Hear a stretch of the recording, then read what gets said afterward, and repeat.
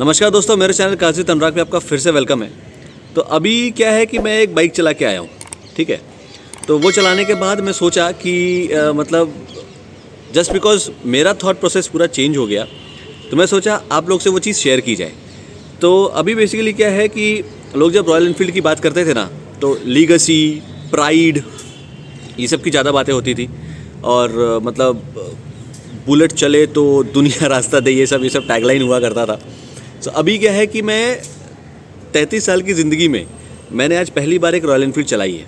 मैं नहीं, तो सच्ची बता रहा हूँ, मतलब पहली बार इन द सेंस, जैसे मैं क्लासिक वगैरह चलाया हूँ पहले 2-3 किलोमीटर के लिए हार्डली चलाया हूँ, बट एक ये बाइक जो है मैंने चलाई है करीबन 700-800-900 किलोमीटर के अप्रॉक्स। और वो चलाने के बाद मैं सोचा कि आप लोगों के साथ एक ऑनेस्ट फीडबैक, मतलब डायरेक्ट दिल से एक फीडबैक जो है आप लोगों के साथ शेयर की जाए कि ये बाइक चलाने में कैसी है और इसका राइड क्वालिटी वगैरह कैसा है, ड्राइव क्वालिटी वगैरह कैसा है, ड्राइव नहीं कहूँगा, सॉरी, राइड क्वालिटी वगैरह कैसा है, और बैठ के कैसा लगता है ये बाइक। तो एक ऑनेस्ट फीडबैक आप लोगों के साथ शेयर करना चाहता हूँ, क्योंकि ये बाइक जो है ना, इसने मेरा पूरा थॉट प्रोसेस, मेरा पूरा पर्सपेक्टिव, मतलब मैं जो रॉयल एनफील्ड के बारे में सोचता था कि नहीं, मुझे रॉयल एनफील्ड कभी खरीदनी ही नहीं है, मैं कभी नहीं खरीदूँगा, वो सारा सब कुछ एकदम चेंज कर दिया। और कौन सी वो बाइक है मैं आपको दिखाता हूँ, चलिए। तो दोस्तों ये है वो बाइक जिसने मेरा रॉयल एनफील्ड की तरफ पूरा पर्सपेक्टिव ही चेंज कर दिया। मतलब मैं जो कभी आज तक रॉयल एनफील्ड पसंद ही नहीं किया, 33 साल की ज़िंदगी में, मतलब अभी मैं 33 ईयर्स का हूँ, 33 ईयर्स में ये पहली बार मैंने एक रॉयल एनफील्ड अच्छी तरीके से चलाई है। मतलब अगर मैं बात करूँ तो मैं आज तक सिर्फ क्लासिक ही चलाया हूँ, मीटियोर चलाया हूँ करीबन 2-3 किलोमीटर के लिए, बट अच्छी से अगर चलाने की बात करूँ तो मैंने रॉयल एनफील्ड की ये हंटर चलाई है और भाई करीबन 800-900 किलोमीटर चलाया हूँ। चलाने के बाद आज मुझे लगता है कि नहीं, मुझे भी एक रॉयल एनफील्ड लेनी चाहिए। मतलब ड्यूक है, पल्सर है, सभी कुछ है, उसके बाद एक रॉयल एनफील्ड घर में होनी चाहिए भाई। और मेरे हिसाब से तो या तो हंटर होनी चाहिए तो फिर मीटियोर होनी चाहिए। भाई गजब बाइक बनाई है यार। मतलब लेकिन एक चीज़ मैं अपने दोस्तों को बताना चाहूँगा कि जब मैं उनसे पूछता था कि भाई, जो मेरे सीने पे ठोक के कहते थे कि भाई ये लोहा है, लोहा, तो भाई ये पूरा लोहा अभी नहीं रहा है। ये टैंक जो आप देख रहे हैं ये लोहा है, ये, लेकिन ये जो फ्रंट मडगार्ड है, रेयर वाला मडगार्ड है, फिर ये जो आपका ये जगह है, ये सारा अभी प्लास्टिक हो गया है, ठीक है।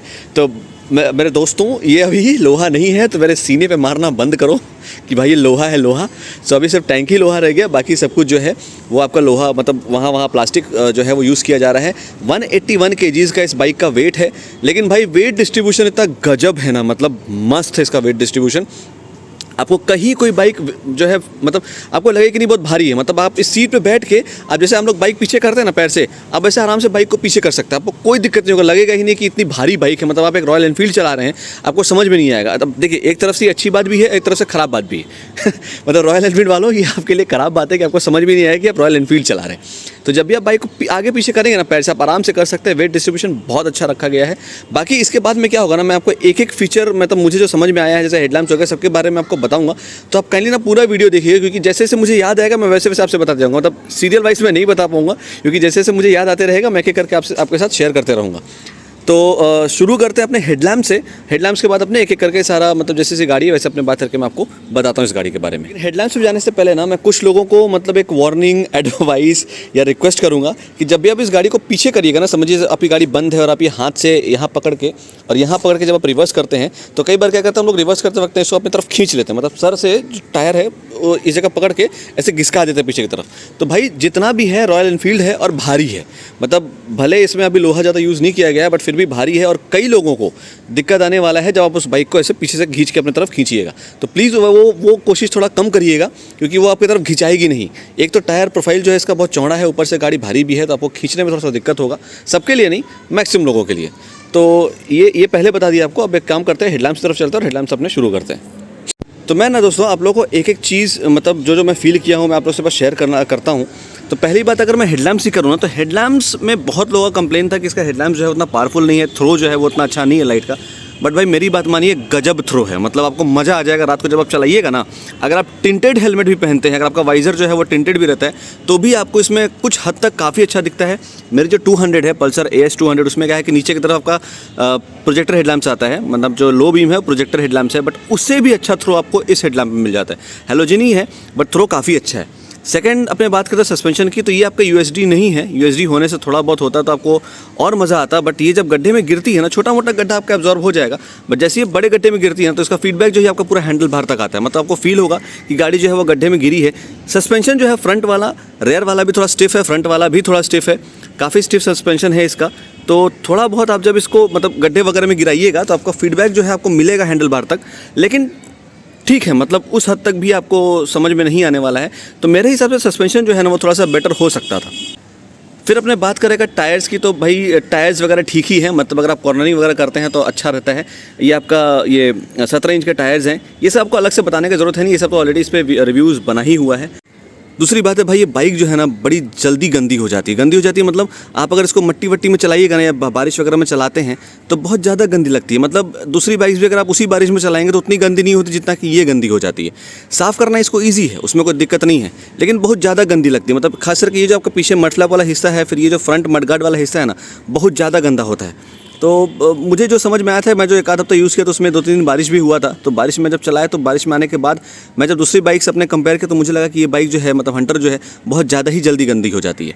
तो वो आपको मतलब ध्यान रखना पड़ेगा और रेगुलर इंटरवल से आपको इस बाइक को साफ़ रखना पड़ेगा। सो वो एक हो गया। अब अपने चलते हैं इस टैंक पे। सो टैंक पे मतलब मैं आपको एक चीज़ बताना चाहूँगा ना कि पहली बात क्या है, जब आप इस सीट पे बैठिएगा, इस सीट का ये जगह बहुत नैरो है, ठीक है। तो ये क्या है, आपके इनर थाइज़ में ये जगह जो सिलाई वाला जगह है ना, ये आपको इनर थाइज़ में बहुत मतलब थोड़ा पेन लगेगा। आपको क्या है कि अगर आप पीछे घिसक के बैठना चाहेंगे तो आप बैठ नहीं पाएंगे, अब वो ऑटोमेटिक फिर आप आगे आ जाइएगा। तो जब आप आगे आइएगा ना तो ये सिलाई वाला हिस्सा जो है ये आपके इनर थाइज़ में थोड़ा बहुत जो है वो मतलब बॉदर करेगा आपको। अब क्या है, जब आप इस पे बैठते हैं सीट पे, तो सीट पे बैठने के बाद ये जो आप कटिंग देख रहे हैं ना, पैर मतलब वो रखने का मतलब सपोर्ट देने का, ये कटिंग थोड़ा सा ना यूँ होना चाहिए था नीचे की तरफ, क्योंकि आप जब बैठेंगे इस पर तो पैर आपका स्ट्रेट रहता नहीं है। अब मेरी हाइट है करीबन 5'9", उसके बाद क्या है कि जब मैं बैठता हूँ तो मेरा पैर हल्का सा ऐसे रहता है नीचे की तरफ। तो ये कटिंग हल्का सा अगर ऐसे होता ना तो ये ज़्यादा बेटर होता, मतलब आपको ग्रिप करने में। दूसरी बात है, ये जो मिरर्स हैं ये थोड़े और बड़े हो सकते थे, उस हद तक आपको इसमें विजिबिलिटी नहीं मिलती है। बटन्स वगैरह यार मतलब गजब हैं, मतलब बहुत अच्छे क्वालिटी के बटन्स आपको फील होते हैं। लेकिन ये हैंडल बार जो है ना, ये जगह काफ़ी लंबा रखा गया, क्योंकि आप जब इसको पकड़ेंगे ना, देखिए पकड़ने के बाद ये काफ़ी दूर आ जाता है। ये देखिए डिस्टेंस हॉर्न का, ये लाइट का। मतलब एक और चीज़ आपको बताऊँ तो इसमें आपको ना मसल मेमोरी बहुत बढ़ानी पड़ेगी अपनी। वो इसलिए क्योंकि पहली बात क्या है कि ये पास जो है वो आपको यहाँ है, यूँ पास है जनरली, और यहाँ पे आपका ट्रिप मीटर है। ये देखिए, जब ट्रिप आप सेट वेट कर सकते हैं इससे, तो ये यहाँ पे है। बट जनरली बाकी गाड़ियों में क्या है कि ये आपका डिपर रहता है यहाँ पे, जैसे मेरे 200 में 390 में सारा यहाँ पे डिपर है। तो इसमें क्या है ना, मतलब एक तो ये रीच बहुत पास दूर है। ये देखिए, अगर आप यहाँ भी पकड़ेंगे, यहाँ जनरली कोई पकड़ के चलाता है नहीं, तो यहाँ पकड़ कर आप चलाते हैं तो एक तो ये रीच बहुत दूर है, हॉर्न का भी रीच बहुत दूर है, प्लस आपका बार बार उंगली जो है वो इस तरफ जाएगा यहाँ पे, और आपका यहाँ पे ट्रिप मीटर चेंज होता रहेगा। और ये जो है ना उतना मतलब मैं क्या बताऊँ, अर्गोनॉमिकली सेट नहीं है। मतलब थोड़ा सा और बेटर हो सकता है, थोड़ा सा ये बटन जो है इस तरफ हो सकता था, तो आपका जो रीच है वो और बेटर होता। Same for this side. अब यहाँ पे क्या है कि आपको तो बार बार इस बटन को प्रेस नहीं करना रहता है, बट ठीक है। एक और चीज़, ये हेडलैम्प्स का नहीं है। मतलब कई बार ऐसा हुआ है कि मैं गाड़ी चला रहा हूँ और इसको इधर यूँ घिसका दिया हूँ। ये बेसिकली क्या है, आपके चारों इंडिकेटर्स जो हैज़ार्ड है वो ऑन हो जाते हैं। बट इसमें क्या है कि मैं कई बार ऐसा भी हुआ कि मैं बाइक चला रहा हूँ और चलाते मैं इसको ऐसे कर दिया, क्योंकि मेरा 200 जो है वो मेरा BS4 है। तो BS4 में क्या है कि आप हेडलैम्प्स ऑन ऑफ कर सकते हैं। तो कई बार हुआ कि मैं इसको ऐसे ऑन कर दे रहा हूँ, फिर मैं देख रहा हूँ कि मेरा हैज़ार्ड जल रहा है, फिर मुझे याद आ रहा है कि नहीं, हेडलैम्प्स का नहीं है। तीसरा हो गया, इस बाइक का ना व्हील बेस जो है वो मीटियोर से करीबन 25 से 30 mm कम है। तो जब आप चलाइएगा ना सिटी में चलाने के लिए, भाई गजब बाइक है, मतलब मज़ा आ जाएगा आपको चला के सिटी में। जिस हिसाब से ये ऐसे यूँ होती है ना, मतलब आपको मज़ा आएगा चला के। लेकिन हाईवेज़ पे देखिए, आपको क्या है ना कि इसमें थोड़ी सी स्टेबिलिटी में इशू आएगी हाईवेज़ पे, क्योंकि क्या है इसका व्हील बेस थोड़ा सा कम है। तो इसमें क्या है कि आपको मतलब व्हील बेस अगर आपको ज़्यादा होता है तो आपको जो लीनियर स्टेबिलिटी है वो बहुत ज़्यादा मिलती है। बट ये क्या है ना कि आप ऐसे से लहरा सकते हैं, बट अगर आप लीनियर स्टेबिलिटी की बात करते हैं तो कंपेयर टू मीटियोर या क्लासिक इसमें थोड़ा सा आपको कम मिलेगा। बट फिर भी आप अगर हाईवेज़ पे चलाते हैं तो आप आराम से 80-90 पे एकदम आप क्रूज़ कर सकते हैं। मतलब कोई वाइब्रेशन नहीं आता है, कुछ नहीं आता है। 90 तक आपको इस गाड़ी में कोई वाइब्रेशन नहीं मिलेगा, आप आराम से क्रूज़ करिए, कोई दिक्कत नहीं है।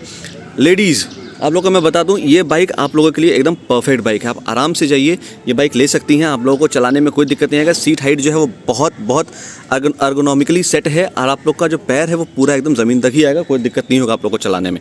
मतलब अगर आप करीबन 5-3, 5-4 भी होती है ना, तो आपका आराम से पैर जो है वो ज़मीन तक टच करेगा और आप आराम से इस बाइक को चला सकती हैं। चौथी चीज़ की बात करूँ तो आप जब इस बाइक को लीजिएगा ना, अगर आपके पिलियन राइडर है पीछे, तो इसको चेंज करा के आप यहाँ पे वो जो रेस्ट होता है ना पीछे वाला, वो रेस्ट लगवा लीजिएगा। वो मैंडेटरी है। वो इसलिए है क्योंकि इस बाइक में हर गियर में आपको टॉर्क मिलता है और टॉर्क मतलब वो गजब वाला टॉर्क मिलता है भाई। मतलब समझिए first gear, second gear, third gear जो है आपको 10 शॉर्ट गियर रेशियो है उसका, और फोर्थ और फिफ्थ गियर जो है वो आपका लॉन्ग गियर रेशियो है इसमें। बट जब ये बाइक खींचती है ना यार, मतलब गजब मज़ा आता है। मतलब आप एकदम फर्स्ट गियर में टानिए, सेकंड गियर में टानिए, यहाँ तक कि अगर आप समझिए फ्लाईओवर पे चढ़ रहे हैं और आपकी गाड़ी अगर 40 की स्पीड पे है या समझिए 30 की स्पीड पे भी है ना, तो फिफ्थ गियर पे भी आप एकदम बिना क्लच दबाए आप एकदम आराम से फ्लाईओवर पे चढ़ सकते हैं। इसका इतना गजब टॉर्क इसका हर गियर में, मतलब जो टॉर्क डिस्ट्रीब्यूशन है ना बहुत मस्त किया गया है। इसीलिए ना मतलब मैं कह रहा था कि ये बाइक जो है ना मेरा एकदम मतलब रॉयल एनफील्ड की तरफ कॉन्सेप्ट ही चेंज कर दी है। तो जैसा मैंने आपको कहा कि ये हेडलैम्प्स का थ्रो जो है उसमें कोई दिक्कत नहीं है, आराम से चलाइए। सस्पेंशन फ्रंट का भी रेयर का भी थोड़ा सा स्टिफ है। कितना ट्रैवल वगैरह वो मैं आपको बता नहीं रहा हूँ क्योंकि वो सब आप लोगों को पता ही है। अलग से उसको बता के वीडियो को इलोंगेट करने का ज़रूरत है नहीं। 17 इंच के टायर्स है, फ्रंट भी 17 हैं, रेयर भी 17 हैं। रेयर का टायर का जो प्रोफाइल है 150 mm में, शायद 140 में देख लेता हूँ, मैं भूल गया, मुझे याद भी नहीं उतना। तो शायद से ये 140 है, सॉरी हाँ 140 है। लेकिन भाई गजब है, लेकिन मतलब एकदम ग्रिप व्रिप इस बाइक का मस्त है। आप कॉर्नरिंग वगैरह करिए, लहरा दीजिए बाइक को, जो करना है करिए। आपको चला के भाई मज़ा आने वाला है ये बाइक। सो कोई भी गियर में आप रहते हैं, first, second, third, fourth, fifth, आपको हर गियर में इसमें टॉर्क मिलेगा। आप आराम से बाइक को खींच सकते हैं, चाहे आप 20 पे रहें या 30 पे रहें या 40 पे भी रहते हैं। तो अब 40 पे तो खींच ही जाता है, लेकिन अगर आप 20 पे भी रहते हैं तो आप आराम से फोर्थ गियर, थर्ड गियर में आप आराम से इस बाइक को खींच के आप चढ़ा सकते हैं, चाहे वो फ्लाईओवर पर ही क्यों ना हो। भाई एक और चीज़ बताऊँ, वाइट का भी मत लीजिएगा। मेरे पास एक स्कूटी है वाइट रंग की, और ये एक बाइक में ये बेसिकली मेरे दोस्त की है, जैसे मैंने आपको बताया। तो इसमें क्या है कि वाइट बड़ा मतलब गजब गंदा होता है, और इसमें क्या है कि ये सब जो आप देख रहे हैं ना, ये फिर आपको डीजल से उठाना पड़ता है। ये सब जनरली अगर आप नॉर्मल कपड़े से पोंछने जाइएगा तो ये उठेगा नहीं। नॉर्मल आपका ये जो क्या बोलते हैं शैम्पू वगैरह से भी सब नहीं उठता है। आपको डीजल वीजल डाल के या पेट्रोल रगड़ के इसको फिर उठाना पड़ता है। सो वाइट भाई मेरी अगर रिकमेंडेशन लेते हैं तो बाइक वगैरह में वाइट एकदम मत लिया करिए। तो बेसिकली हेडलैम्प्स की बात हो गई। अच्छा हाँ, एक चीज़ मैं आप लोगों से पूछूंगा, जो मेरे जो सारे हंटर यूज़ करते हैं, कि ये जब मैं इसको ऑन करता हूँ, ट्रिप A ट्रिप B तो है, बट ये ट्रिप F क्या है? अब देखिए ट्रिप F दिखा रहा है 10.4। मेरे हिसाब से क्या है ना कि ये ट्रिप F होता है कि जब समझिए आपकी गाड़ी रिजर्व में आती है, क्योंकि ये अभी तो यहाँ पे 2 दाग दिखा रहा है, पता नहीं कैसे। अच्छा हाँ, इससे भी ना ज़्यादा भरोसा मत करिएगा। जो फ्यूल मीटर है ना, ये भरोसेमंद नहीं है। कभी कभी आपको 2 दिखाएगा, कभी कभी आपको 3 दिखाएगा, फिर फटाक से वो एकदम रिजर्व में चला जाएगा। तो यहाँ पे आपको रिजर्व लाइट भी मिलता है इस जगह में। तो जब भी आपका रिजर्व लाइट आता है तो ट्रिप F में आ जाता है। इसका मतलब क्या है कि आप रिजर्व में आप कितना किलोमीटर इस बाइक को चला रहे हैं, शायद ये वही दिखा रहा है। बट फिर भी मेरी हंटर यूज़र से सारी रिक्वेस्ट है, जो मेरे अगर वीडियो देख रहे हैं, तो आप मुझे बताइए कि ट्रिप F किस लिए है। यहाँ पे सर्विस रिमाइंडर वगैरह भी आ जाता है, कौन से गियर में वो भी चला रहे हैं। इको मोड यहाँ पे दिखाता है, अगर आप आराम से चलाते हैं तो इको मोड भी दिखाएगा। यहाँ टाइम वगैरह दिखा देता है, और यहाँ आपका ट्रिप A ट्रिप B भी इसमें है। न्यूट्रल, ABS और ये बैटरी का जो साइन है वो है, ये आपको दिख जाता है इसमें। सो बेसिकली अपने बात किया जाए तो भाई इस प्राइस पॉइंट में 170, 80, 2 लाख के अंदर अगर आप कोई बाइक देख रहे हैं, सो प्लीज़ इस बाइक को एक बार चला के आप देखिए। मतलब आपको मज़ा आने वाला है, एंड आई एम श्योर कि आप ये बाइक एक न एक बार आप इसको लेने का प्लान करेंगे ही। अब उसके बाद क्या है कि अच्छा एक और चीज़ मैं बता दूं आपको, तो पीछे की जो लाइट्स है ना, ये आपकी LED हैं, बट ये दोनों सारे हेलोजन लैम्प्स हैं। सो अब यही था बताने का। इसमें मतलब मेरी फीडबैक अगर आप लेते हैं तो भाई हाईवे पे चलाने के लिए बाइक ठीक है, मतलब आप चला सकते हैं, लॉन्ग टूर्स वगैरह कर सकते हैं, बट भाई सिटी के लिए गजब बाइक। अच्छा एक और चीज़ मैं आपको बता दूं कि जब भी आप समझिए एक हाथ आपका यहाँ है और एक हाथ आपका यहाँ है, मेरी हाइट है करीबन 5'9", तो उस हाइट में जब मैं यहाँ बैठता हूँ ना, थोड़ा सा पीछे अगर हल्का सा मैं पीछे घिसक के बैठ जाता हूँ तो मेरा हाथ पूरा स्ट्रेट हो जाता है। ये एल्बो जो है पूरा स्ट्रेट रहता है। अब इसमें क्या है कि जब भी मैं बाइक को टर्न करता हूँ, समझिए टर्निंग रेडियस इस बाइक का अच्छा है, ठीक है। इस सेगमेंट में टर्निंग रेडियस की अगर बात करते हैं तो ठीक है इसका टर्निंग रेडियस, लेकिन जब आप घुमाइएगा ना, समझिए इधर घुमाते हैं तो ये हाथ आपका पूरा पूरा स्ट्रेट हो जाता है एकदम घुमाते वक्त। ये थोड़ी सी आपके लिए एक दिक्कत आ सकती है कि ये हाथ आपका पूरा मुड़ जा रहा है, ठीक है, बट ये ना पूरा स्ट्रेच हो जाता है, और आपको शोल्डर तक पूरा एकदम घुमा के मतलब इसको मोड़ना पड़ता है। सो ये भी थोड़ा सा मुझे एक दिक्कत लगा कि ये थोड़ा सा क्या है कि और पास अगर होता सो मतलब थोड़ा सा और ईजी होता इस बाइक को घुमाने में या मैनोवर करने में छोटे छोटे जगहों से। हॉर्न की बात करते हैं तो आपको इसमें यहाँ इस तरह यहाँ पे एक सिंगल हॉर्न मिल जाता है। यहाँ पर क्लासिक वाला ही हॉर्न है, क्लासिक में आपका डुअल आता है, इसमें आपका सिंगल आता है, बट हॉर्न जो है दैट इज़ लाउड इनफ, आपको मतलब अलग से और हॉर्न वॉर्न लगाने की ज़रूरत है नहीं। अच्छा, डिस्क ब्रेक्स की बात करें तो फ्रंट का जो बाइट है वो कंपेयर टू रेयर थोड़ा सा कम लगा मुझे। मतलब अगर मैं फ्रंट में जब डिस्क ब्रेक्स अप्लाई कर रहा था तो मुझे थोड़ी सी जो बाइट आती है ना फ्रंट डिस्क में जो खच से रुकती है, वो मुझे इसमें नहीं मिला, जब तक कि मुझे रेयर ब्रेक्स में ज़्यादा बेहतर बाइट मिल रही थी when compare to the front disc brakes. So ये थोड़ा सा आपको मतलब अलग लगेगा, क्योंकि मुझे जहाँ तक पता है, जहाँ तक मैं देखा हूँ, जहाँ तक मैं अपनी बाइक्स में चलाया हूँ, कि फ्रंट वाला डिस्क ब्रेक्स का बाइट जो है वो बेहतर होता है when compare to the rear disc brakes because of the weight of the bike. So but ठीक है, मतलब आपको ब्रेकिंग वगैरह में कोई इशू नहीं आने वाली है। कई जगह मैं कई जगह जब मैं ये ब्रेक्स अप्लाई किया था रेयर का, तो बाइक जो है वो कुछ जगह स्किड की थी, जिसको नहीं करनी चाहिए। अगर ABS आ रहा है तो स्किड तो वैसे करनी नहीं चाहिए, बट टर्न्स वगैरह में थोड़ी मुझे लगा कि पीछे वाला चक्का जो है वो हल्का सा स्किड मार रहा था साइड की तरफ। सो ये थोड़ा सा आप एक बार ध्यान रखिएगा, बाकी उतना इसमें कोई बड़ी बात है नहीं। भाई पांचवी चीज़ की बात करूँ तो ये जो ब्लैक कलर आप देख रहे हैं ना, जो इंजन में पूरा किया हुआ है, ये कहीं ना ऐसा क्वालिटी जो है वो बेटर हो सकता था, क्योंकि इसमें क्या है कि ये करीबन 7-8 महीने की बाइक है, और मुझे जो देख के समझ में आ रही है ऑलरेडी कलर जो है ये फेड होने लग रहा है। मतलब इसमें क्या है कि आपको पॉलिश वगैरह मार के रखना पड़ेगा, लेकिन दिक्कत क्या है कि जैसे इंजन आपका हीट होगा तो पॉलिश जो है पूरा इवापोरेट हो जाता है। सो ये जो क्वालिटी है ये पेंट का या जो भी यहाँ पे किए हैं, इसको थोड़ा सा बेटर कर सकते हैं। एक और चीज़ की बात करूँ तो इसका जो ये साइलेंसर है ना, ये करीबन अभी 10,000 चली हुई है ये बाइक। चलने के बाद इसका जो थंपिंग साउंड है भाई मेरे को अभी समझ में नहीं आ रहा है, क्योंकि जब इनिशियली ये बाइक लाया था मेरा फ्रेंड तो उसमें क्या था कि एक अलग ही आवाज़ आती थी, लेकिन अभी ना इस बाइक में वो थंपिंग साउंड नहीं आता है। लेकिन एक चीज़ मैं आपको बताऊं, जब आप इस गाड़ी का गियर शिफ्ट करिएगा ना तो अप शिफ्ट से ज़्यादा आपको डाउन शिफ्ट में मजा आएगा, क्योंकि डाउन शिफ्ट जैसे आप करिएगा और जब आप मतलब डाउन शिफ्ट करके जैसे आप एक्स्ट्रा छोड़िएगा तो धुक करके तो मतलब साइलेंसर से आवाज़ निकलता है भाई, गजब लगता है मतलब। और खास करके जब आप टनल वनल में से जाएंगे ना तो बहुत मस्त आवाज़ आता है इसका।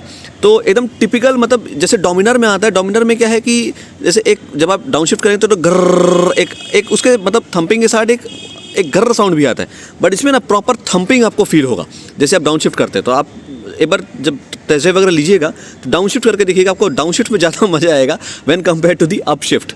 सो यही था कि क्वालिटी थोड़ा बेटर हो सकता था। ये साइलेंसर का मुझे साउंड जो है मैं फिर भी एक बार आपको सुना देता हूँ।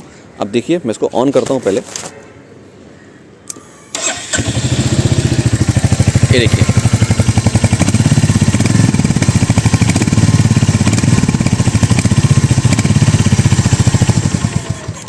ये तो मतलब 10,000 चली हुई है बाइक और ये तो झंझनाहट मतलब साइलेंसर में आ गया है, और वो थंपिंग साउंड जो है ना वो कहीं ना कहीं मुझे इसमें मिसिंग लग रहा है। मतलब ये पता नहीं कैसे हुआ है, मुझे मतलब मैं दोस्त को बोलूँगा बस सर्विस सेंटर में दिखाने के लिए, क्योंकि नई बाइक में अलग ही आवाज़ आता था और अभी इस बाइक में मतलब अलग ही आवाज़ आ रहा है।